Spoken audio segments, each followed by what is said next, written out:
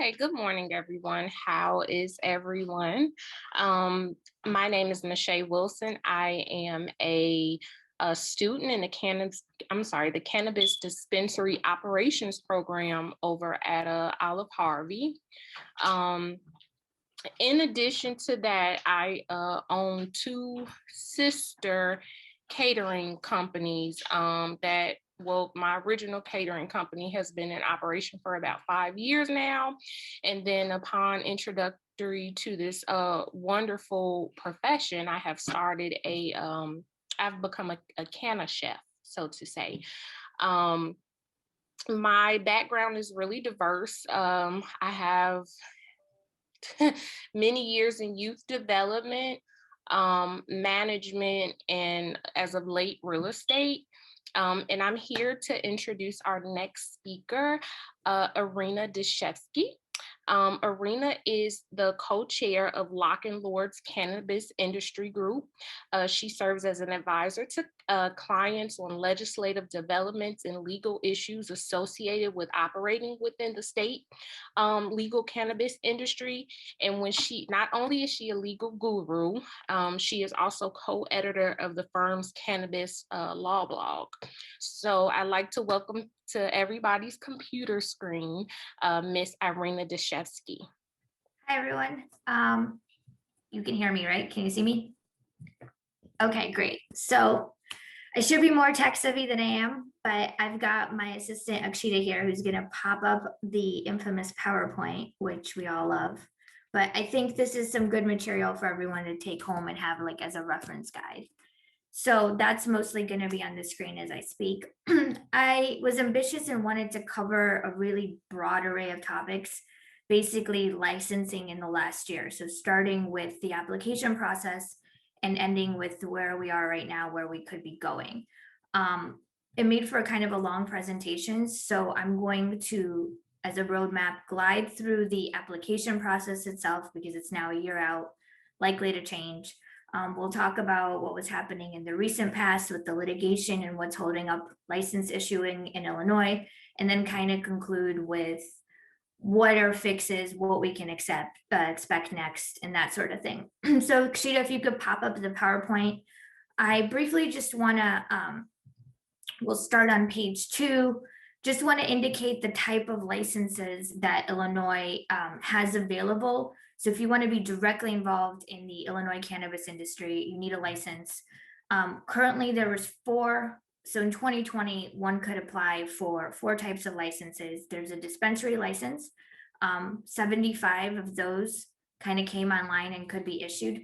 The craft grower license, 40 of those could be issued. An infuser license, 40 of those. And then the transporter license, which there's not a specific limit on in the Illinois Cannabis Act. So I'm just going to refer to it as the act going forward. Kind of big picture to think about all these licenses. Why are they important? Why are they lucrative? For example, taking the cannabis dispensary license, according to the act, there's a maximum of 500 of those. So you've got a very finite field, making these very important and lucrative. Of the 500, I think, don't quote me on this, but about 150 are spoken for because of the existing medical operators who were grandfathered into the industry. So they had their original medical license, which could have been converted to a dual use, eating into that some of that 500. They also had a secondary site that they could get as part of being grandfathered in. So it's no longer 500. Plus we take the 75. So the act contemplates issuing rounds of licenses until ultimately there's a cap of 500 total.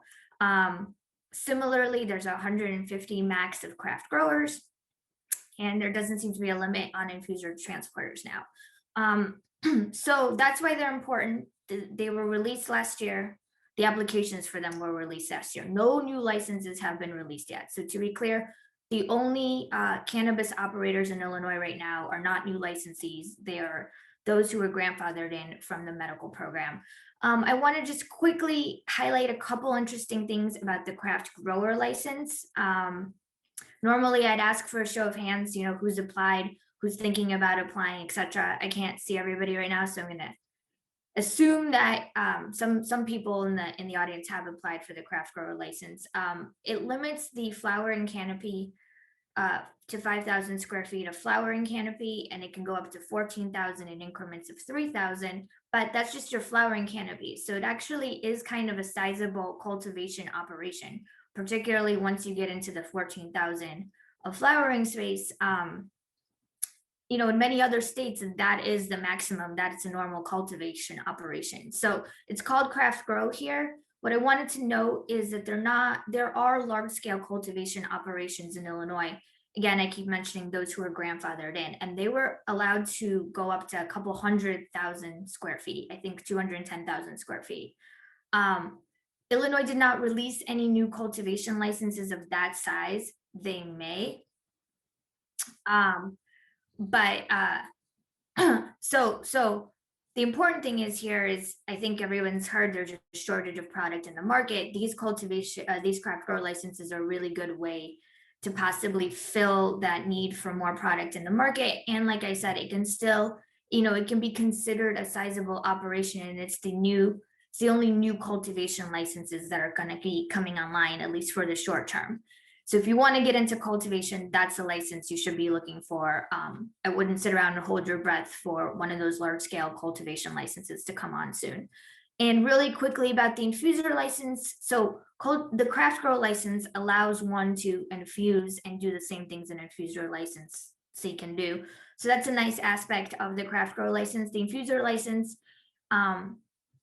also good, but what you do there is you have to acquire your oil or distill it from an operator, from a cultivation operator. You cannot get flower and create that into oil. And then, so here you're strictly limited to creating infused products. So these are the licenses. There's some kind of helpful information up there. So moving on to kind of the big focus of the Cannabis Act in Illinois, and that is social equity. I think that that's an issue that's been at the forefront of the industry nationwide. I also think Illinois was a thought leader on this, not only because Illinois is one of the first state to pass legalization through legislation, but because this was such a massive and new component of the act, and it's social equity. It defines social equity in 3 ways. Living in a disproportionately impacted area, that's a defined term, and the state released a map so you could look, but you'd had to reside in one of those areas for 5 of the past 10 years. Having a cannabis related arrest or conviction that's eligible for expungement, or being a family member, is another way it could be considered a social equity applicant. And the last way was to hire a minimum of 10 full-time employees, 51 of whom, which is 6 of 10, had to either reside in a disproportionately impacted area or had that cannabis arrest conviction that was eligible for expungement. For the first 2, again, the applicant entity had to be the 51% owner. You had to be 51% owner of the applicant entity to get those points, and they're worth 20% of the points on all of the applications. So very substantial number of points, effectively making it, at the time when the application came out, I think it wasn't a stretch to say it was highly unlikely that you would not win a license if you didn't have these social equity points. So this definition is important, but I'm going to go past it because I think we'll talk about where we are with that definition and what played out. But Illinois' focus, and it says so in the act, was to get licenses into a more diverse group of hands. And by licenses, we're talking about ownership. So not just jobs, but really ownership. The Illinois medical industry had effectively very few minority or female owners. It was largely white men and fairly established, who came from established industries like real estate and finance. And so they're able to do great things and navigate this industry, but there's no diversity in this industry. And so the mandate of this act was to diversify the licenses and to those who had been disproportionately impacted by the war on drugs. And so please keep that in mind as sort of the overarching principle as we go through and talk about the license. This next slide, I just wanted to quickly demonstrate some of the key components to the application. look, these applications were tough. I don't think you could have just done them last minute. They had extensive plans that needed to be submitted. Just to note a few, like employee training or security plan, your business plan, cultivation, processing, operations plan. So these were in some cases 50, 60-page documents. If you're not familiar with the industry, it's really hard to put one together. People hired consultants, people hired firms like mine and me to do them, and they were hard. And so that's a critical component of the application. As are, you had to identify principal officers who are the owners of your applicant or your entity. You had to create, usually in most cases, a company, figure out how to structure it, submit for fingerprints, submit financial information. To apply, it was a very low barrier entry for some of them, particularly when it comes to the fees. As you can see, it was a $5,000 fee, $2,500 if you qualified as social equity. But you also, the license itself was expensive if you want it. Real estate's a big component, whether you had to show it on the front end or back end. It's something that is going to be a component of this industry that's really important. And so financial information is key here. You had to roadmap for the state what you were going to do to make your license converted to operations. License is like the critical thing that we're all focused on and trying to get into this industry, but it's really just the first step. And next you have to become operational. And to become operational is extremely capital intensive, more so in cultivation than dispensing. But like I said, employees, real estate, insurance, all the sort of transactional things that go behind it. And so the state wanted to see that you were at least thinking as part of your business plan and finances, how are you going to get there once you get your license? So as difficult and annoying as I think the application process was, and there's arguments that have been made that, true social equity folks couldn't do a great job on these, or it's hard, that you needed resources. I think the state tried. There are incubators. I think a lot of the existing operators sponsored groups and helped with plans. I know that there's a lot of resources, including IWC. So there were ways to put a strong application together. I think it'd be hard to just come into it blind, not know what all the background things of this industry are, and put together, tremendous competitive plans. This aspect of the licensing application process, I think it's important because it's going to give those who want entry into this industry through these kinds of licenses an idea of the things you have to be thinking about in your actual business. So they'll transfer to the business. That being said, I don't think that those who put together perfect high scoring applications will necessarily be as great in businesses, and vice versa. You can put together a not great application, be excellent when it comes to running your business. So, but it is a component of licensing, and I think it's here to stay, but I know other states are exploring just a far more like lottery-esque situation, to take away this background from it and make it sort of more equitable. So that's something we'll talk about on the back end of the presentation. So going to the next slide. The state got a ton of applications. I think 700 for dispensaries, I believe like 400 or 500 for cultivation and transporter. So they're inundated with applications, and COVID hits.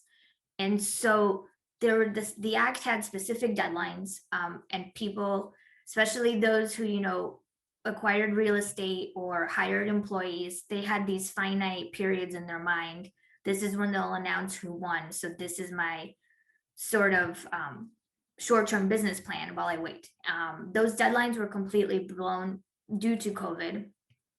And so we'll start with just talking about what happened with dispensaries. I believe around September 3rd, 2020, the state released in a list of 21 applicant groups that they said were the top scoring teams. And these 21 applicant groups all got perfect scores on their dispensary applications. So this led to kind of a public outcry for a number of reasons, as well as a legal outcry. So first, let's take the notion of perfect scores. That would be the first time in the cannabis licensing process, rec or medical, in any state that I'm aware of, and I've done extensive research on this, that anyone scored a perfect score. So a perfect score is basically unheard of. It's certainly not a good standard to be setting, that one must score perfect. And it's a flawed concept in a couple ways. The first way is it's sort of hard to digest that 21 could score perfect. Usually, maybe a one-off.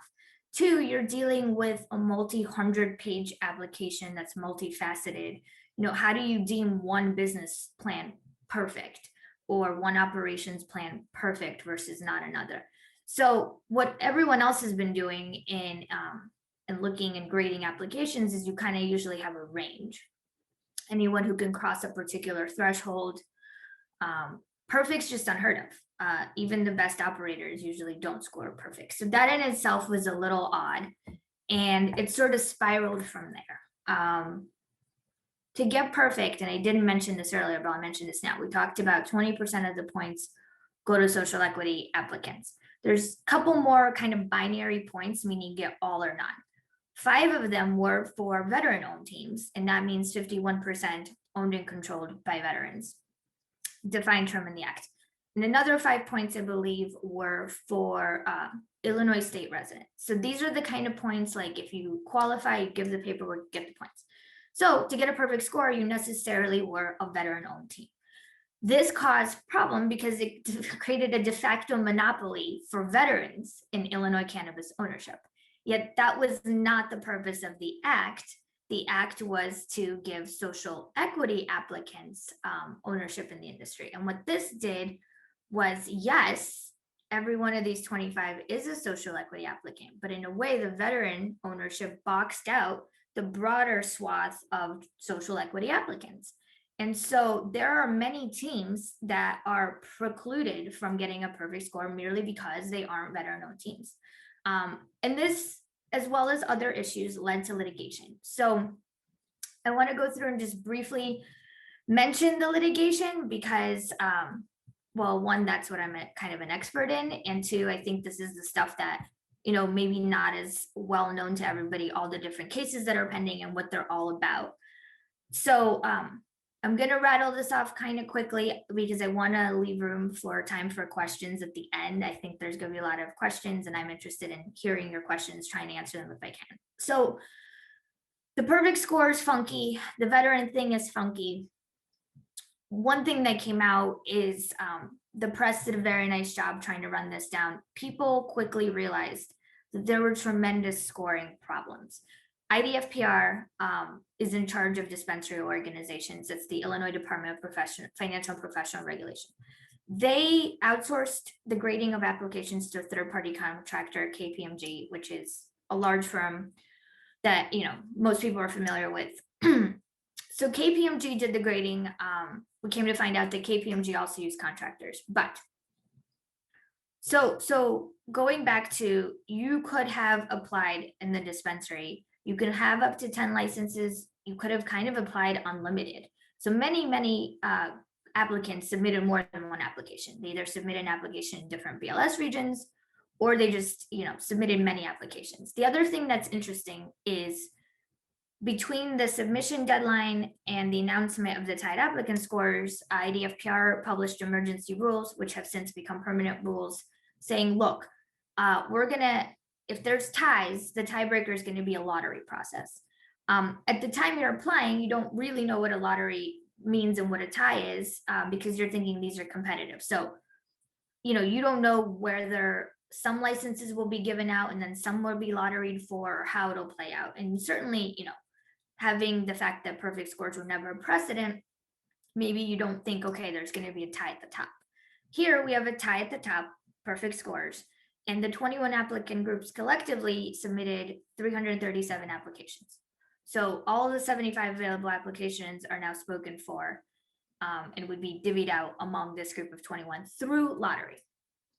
So because you could submit more than one, groups were quickly requesting their scores through FOIA and seeing, hey, our application scored differently in different BLS regions, but it was an identical application.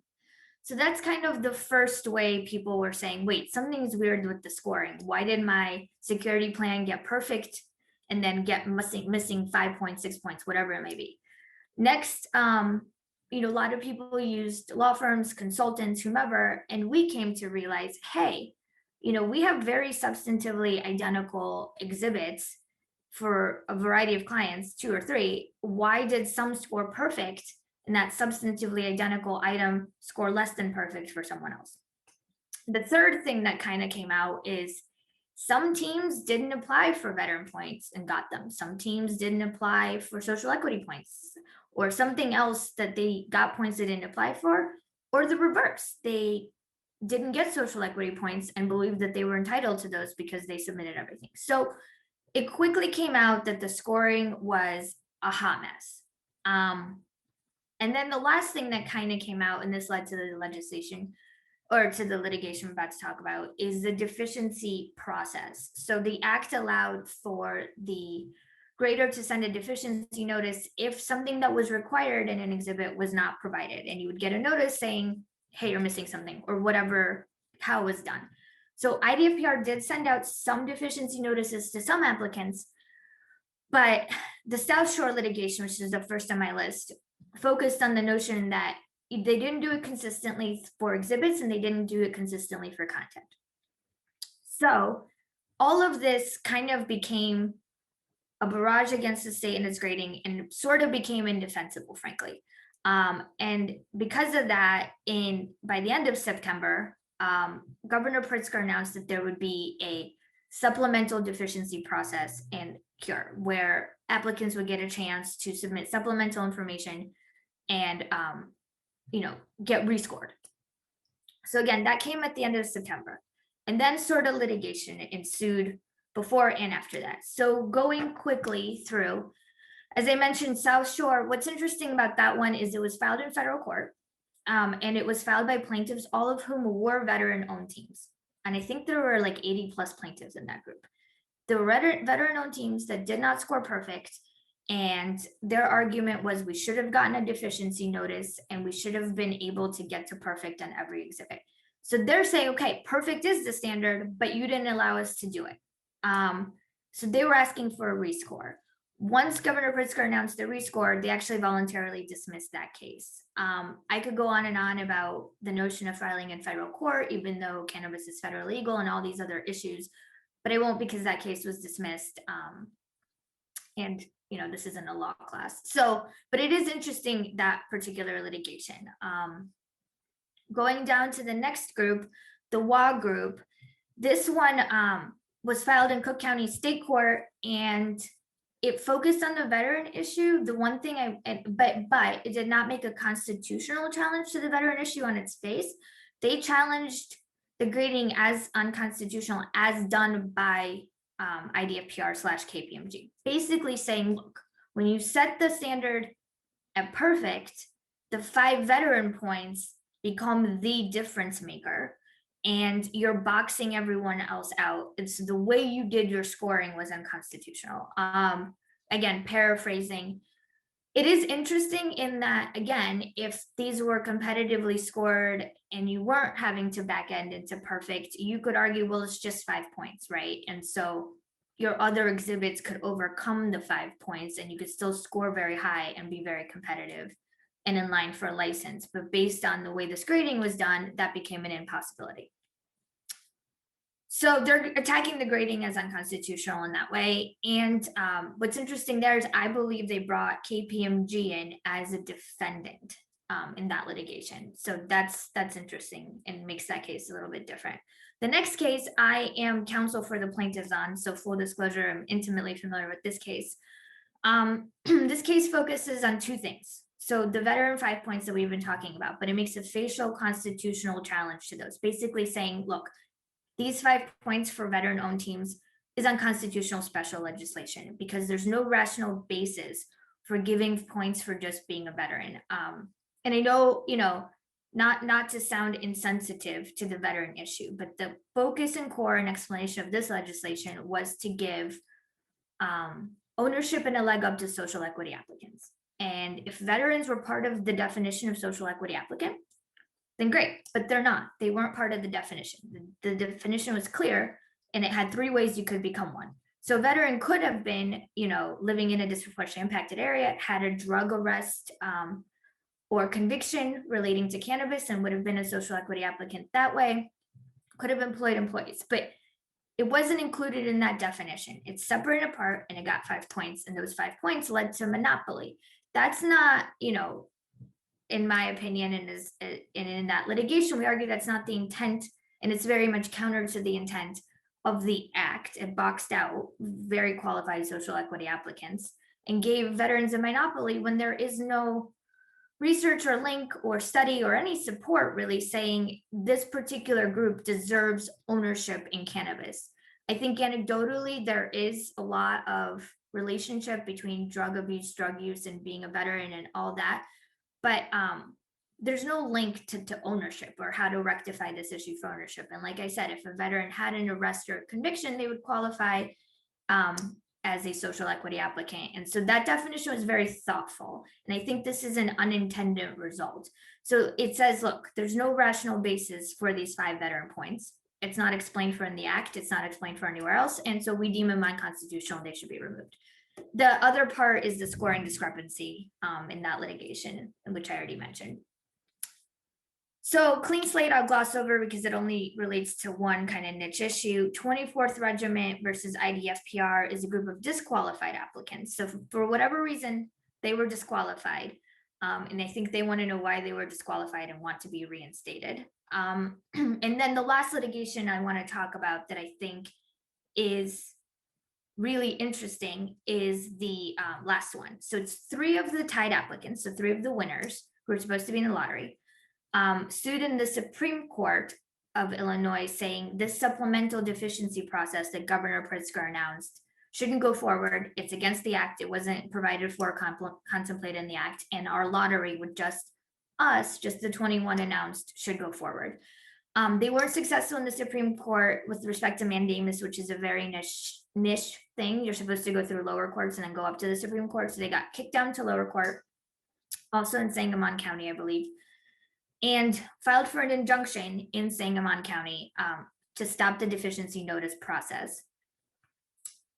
They did not get an injunction, and so the process proceeded, as I'll discuss next. However, the case is still pending. So even though they didn't get an injunction, and again, getting an injunction is a pretty high bar, that doesn't mean that the argument that this process can't proceed or is improper shouldn't, doesn't have merit or shouldn't go forward. So if they want to pursue their case on the merits of this, they still can, and they'll be dealing with a different standard now that the process is underway. Once it's completed and once new scores are released, I can see them pushing their lawsuit saying, okay, well, we had a lottery of 21 and now it's many, many, many more people than that. And we think that that's improper and violates the act. We want the merits of our issue addressed.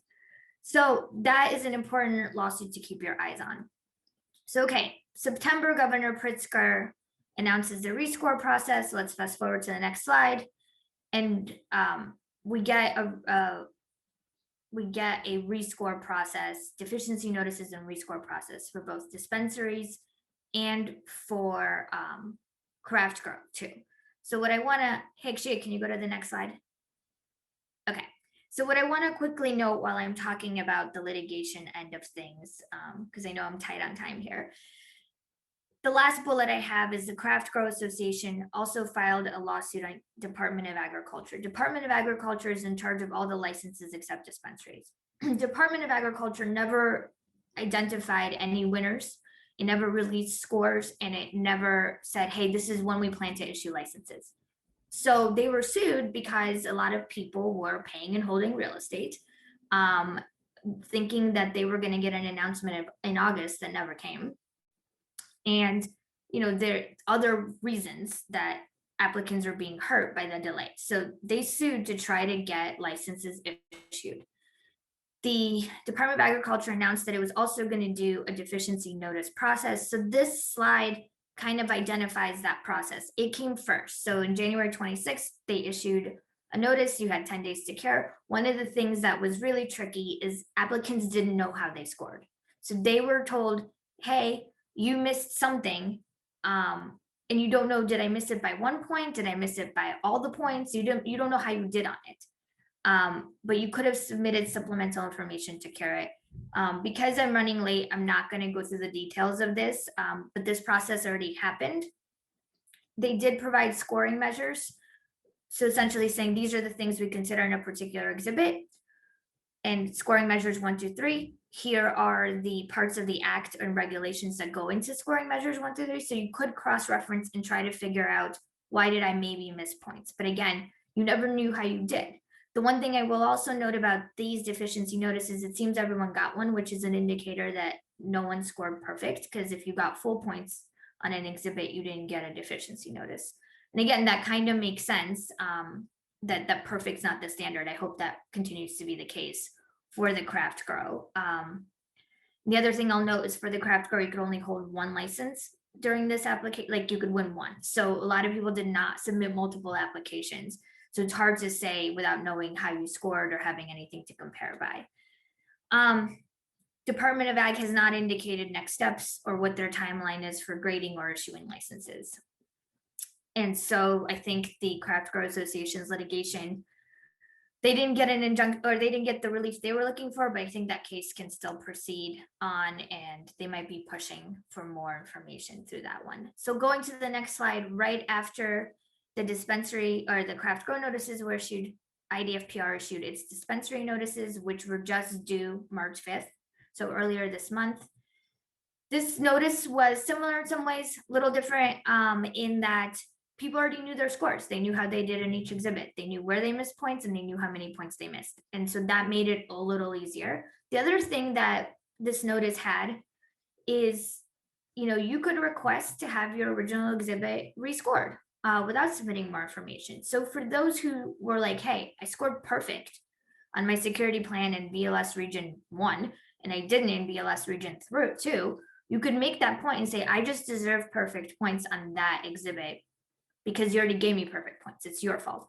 So I think that was their way of trying to clean up some of the scoring issues. And again, from the KPMG dispensary side, there's a lot more pressure on them because people have seen their scores and identified mistakes and identified inconsistencies.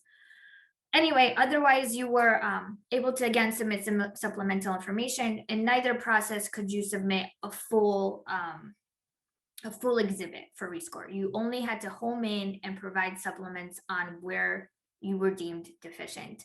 And in none of these processes could you change your ownership structure or your applicant structure. So, you couldn't just say, oh, I didn't apply as a veteran before, I want to change that and be veteran now. So you couldn't do those things. It was kind of focused on the substance of exhibits.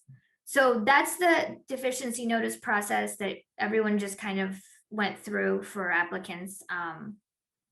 So I guess we'll need to talk about where we are next, and I'll try to kind of glide through this slide, but this is where, we're in an interesting posture. I think it's a strong market. Everyone is really clamoring for new entrants to be allowed in, and that can't happen until licenses get issued. There's product shortages. I think people wish there were more dispensaries, etc. So litigation certainly gumming some of this up, but the deficiency process went on from September to March, not because litigation was really gumming that up. That's just how long it took the state to kind of figure out how it wanted to do it. There was also a pending legislative fix that did not pass earlier this winter, but the fix that was talked about was a 2-lottery solution. The notion was, let's put more licenses forward. Everybody spent a lot of time and money and effort on applying. So let's put more licenses on the table and have a lottery for the tied applicants. So let's say you rescored, got perfect because you were veteran owned, you'd go into Lotto 1A. If you hit a certain threshold, I believe it was 85% of the points, maybe higher, you would go into Lottery 1B. So that would capture everyone who's non-veteran point, but qualified, high scoring. And also, again, if you participate in the first lottery, you couldn't participate in the second lottery. And the idea was we put more licenses on the table and maybe that will flesh out some of the problems and we can move this situation forward. That didn't pass. It didn't pass for some other reasons, but we're kind of back into the same posture we are now. The deficiency and cure process might cure some of the issues in some of the litigations. It's unlikely we'll cure all the issues because, again, as I mentioned, the 21 winners have a litigation saying that process is is against the law, couldn't have done it. And so that might blow the whole thing up and make it futile. I don't know if it'll go that way. The veteran points, if we don't do a 2 lotto solution, I don't see the veteran point lawsuits going away, only because those groups cannot get perfect. They cannot get those 5 points, so they cannot be in any lottery. So that's a constitutional question the court might have to answer unless there's some sort of settlement or legislative fix. And briefly, I want to note that recently, I believe, I don't know if the bill has been proposed, but there's been a draft bill floating around. It was, I think it's from Representative LaShawn Ford and his camp. He's been diligently working with a coalition of social equity folks, and Normal's part of that, I believe. And so they're taking another shot at a legislative fix to the whole situation. And there's a lot to unpack. It's like nearly 100-page document. I obviously can't go through all of it. So just the highlights of that one are, they want to essentially put 110 recreational dispensing licenses on the table that will be given out in the form of 2 new lottos. So you still have your first perfect score tied applicant lotto. Let's call that for the veterans. You would have a second lotto that they're calling the qualifying applicant lotto. So if you get 85% of the points or better, you could be in a lotto for 35 licenses. And then a third lotto, which I believe is being called the social equity justice involved lotto, would be 75 more licenses. The idea is all these would be given out in like a waterfall in short order this year. I have a lot that I want to say, like even the idea of the 85% threshold alone, I could analyze for hours. So I'm trying to keep it high level as to what works about that, what doesn't work about that. I think the issue here is there's a concern flooding the market with what would ultimately be 185 new licensees, because you got the original 75 plus 110. Will that matter? Is that a good or bad thing? Versus, you've got a ton of qualified applicants, people already paid and went through this process, the state already paid for grading. So why not give the people in front of you more licenses, see how it shakes out? The social equity justice involved lotto is a new item. I think that there's definitely some problems with it and that it'll lead to new litigation. It changes the definition of social equity and takes away the ability to hire employees to qualify, but it also creates an and requirement. So you have to have in your ownership, your 51% ownership, you both have to have 7 years now residency in a disproportionately impacted area, as well as conviction or arrest or being a family member. So that and requirement's very different. I think it's not something that people had in their viewpoint. I mean, the definition's set. So there's just a lot to unpack and play for and think through. And I don't think that that's all addressed in at least the documents I've seen. But again, I'm not sure this has been proposed yet as a formal bill. Things are going to get negotiated.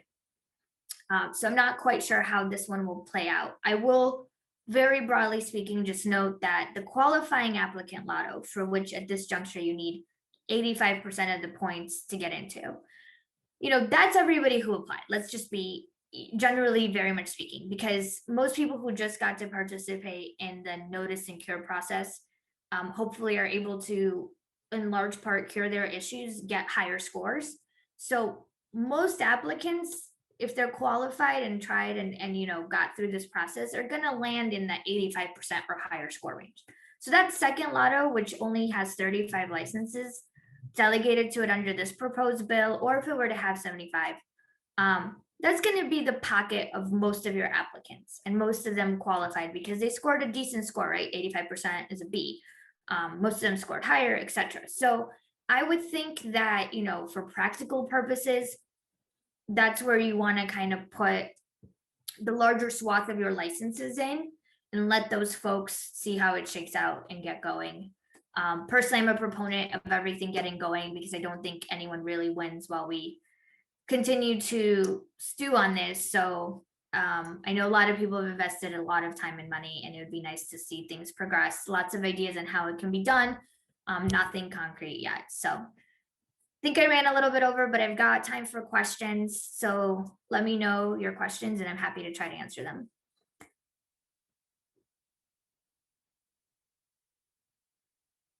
Anyone?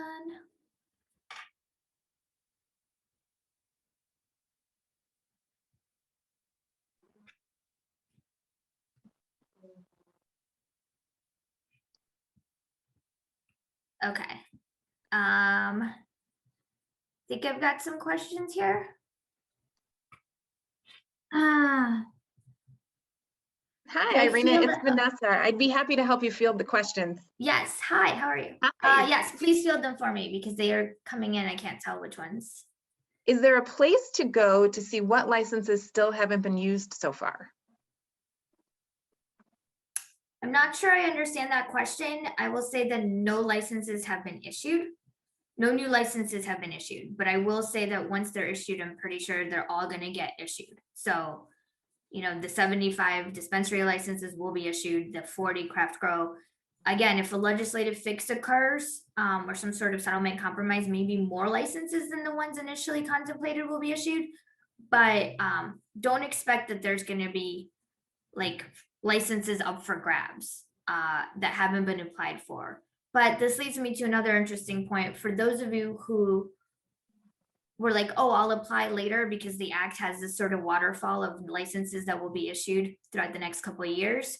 You know, to the extent a licensing round opens up soon or after this mess is cleared up, I would apply because it is, like I mentioned, some of these are finite numbers. A lot more licenses might get thrown in to settle the current situation. So you may not have a ton of opportunity to wait for the next round to apply. I'm not saying the next round is going to look like this round. That was kind of that amorphous slide where I said, look, some of the things require plans. There's been a lot of debate about whether to get away from these cumbersome plans and just make it more of a lottery-like process. Regardless of how it goes, I think there's a finite number of licenses. So if you didn't apply, you know, get your ducks in a row. You can contact me offline and I can help like tell you what to think about in terms of forming entities, etc., to prepare, but be prepared to apply as soon as you can for the next round. Are licenses required for CBD food-based products in Illinois? I think there are CBD, well, I know that there's hemp licenses. I don't really know that there's like a discrete CBD food license. CBD licensure is like a different animal. And so I think there's not, you know, for those licenses, for hemp licenses from which you get CBD products, you just apply. I don't think that there's like this sort of complicated, difficult process. I mean, it might be difficult, but it's not competitive in this way. I don't think it's a finite number. So that's just a different area from what I've been talking about here. So like I said, you can try to please do email me. I'll try to answer your question, but that's kind of a discrete, totally separate issue. Let's see, has the state given any timeline as to when they'll award the craft grow and infuser licenses from before? And is there any discussion on legalizing cannabis delivery? Okay, great question. No timeline, unfortunately. And that's what I mentioned. There was the Craft Grow Association litigation. That's what their objective was. It was to say, issue these, you are hurting your applicants and you're running afoul of the act that set very discrete deadlines and you can't keep using COVID as an excuse for your delay, but they haven't come out and said anything, nor do they seem, you know, from my legal perspective, they don't seem particularly jarred to be sued for this. And they've been able to kind of stave it off thus far. So, I mean, from our internal perspective, the state's just going to keep doing what the state wants to do. At some point, it's just going to come to a head with respect to all the legal challenges. But while this rescore process is happening and they're grading, they're just going to tell the court, hey, we're still grading and it's going to take as long as it takes. Until we have these final scores, our process is not complete and you can't sue us before we're done. So that's kind of what the MO has been. Gotcha. I've heard 4 months, by the way, for what they need to grade in terms of timing, which again is longer than they got in the first place under the act for their original applications. So it's special. Let's see. I see many of the larger MSOs buying smaller shops. Are they acquiring their license? So I'm not entirely sure that that's an accurate characterization. There's a limit that an individual or company, you're limited to holding, let's say, 10 dispensary licenses. Also, MSOs are not, so if you own a large scale cultivation, you cannot own or hold a craft grower. But the key here is none of these new licenses have been issued. So to the extent you're seeing acquisition activity, those are existing operators that are, buying and selling or being consolidated. They're allowed to do that. That's how this industry's been working out. Like that's just, if you've got an independently owned dispensary and some big MSO wants to acquire that dispensary and become its owner, they can do that as long as they're not running afoul of the cap, which is 10. So there's a discrete number of them from the medical industry and they all got a secondary site. So that activity is limited to that pool. Once new licenses are issued, then maybe there'll be more of that kind of activity, but it has nothing to do with these new licenses that have not been issued yet. Gotcha. I hope that answers your question. Let's see, sorry, I see some questions in the chat and in the question section, so I'm going to Yeah, I wasn't sure where to go either. Would the 110 only be available for the already applied, or will they be available for new applicants? Okay, so that's a very good question, assuming I understand the premise, which is you're talking about if the legislative fix happens in that third lotto that has the 75. 35 for that second lotto, you had to have already applied and not participated in that first lotto where you got the perfect score. So under this proposed, not yet proposed framework, there would be a 75 new licenses. And it's not clear to me under what's been written down, whether you had to have been a current applicant, absolutely, and then go through and pay another fee and go through another very short kind of application process, because they do contemplate a separate non-competitive short application process, or whether someone could come in fresh. Again, if it's someone comes in fresh, I just don't see that passing. I think, again, it would really run afoul of what's going on. And you have to be intellectually consistent. You cannot expect a perfect score for the identical license that you're later just giving out for a $2,500 fee and a non-competitive application within like the same short time frame, right? So like, I think you had to have applied, logically speaking, and you had to have scored a certain threshold score to be eligible, and then go through another short process to be in that third lotto. That's kind of how I see it. Gotcha. We have another question here. Presumably, many of the new social equity licensees will have lost their funding and foundations due to COVID. Could there be a secondary market for these precarious licenses, and how long before ownership can change after being granted a license? Okay, really good question. So, and it's true. So I think two things. First, the state has set up a fund that has a tremendous amount of money in it for people to be able to tap into once they get a license. The important thing to really point out here is all these licenses are conditional or provisional, meaning you get a conditional license and then you have a finite amount of time, like 180 days for dispensaries, to find your location and start getting approvals and working up your operation. So your conditional license, it really can't be transferable. It's not a full license yet. So I think if you win this license, I'm not going to go ahead and say that there's not much you can do with it in terms of selling it, but I don't really think that's going to fly too much. I think you've got to try to apply for a loan.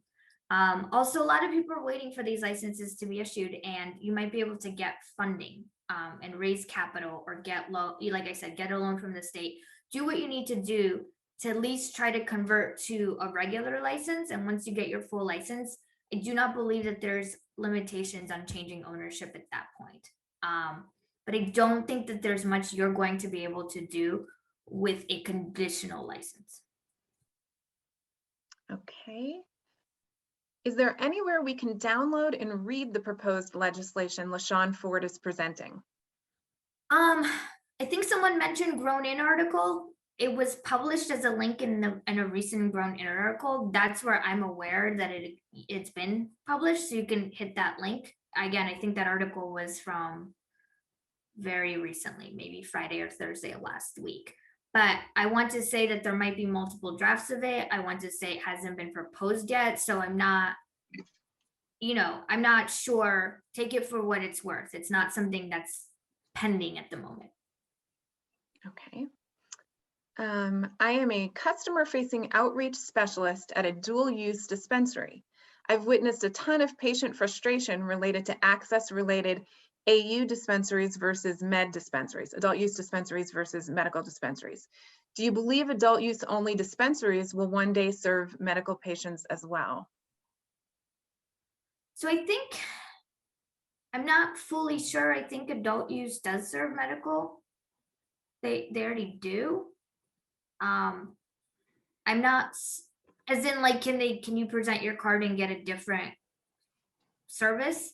I'm not fully sure how it works, but I know that there are medical only dispensaries.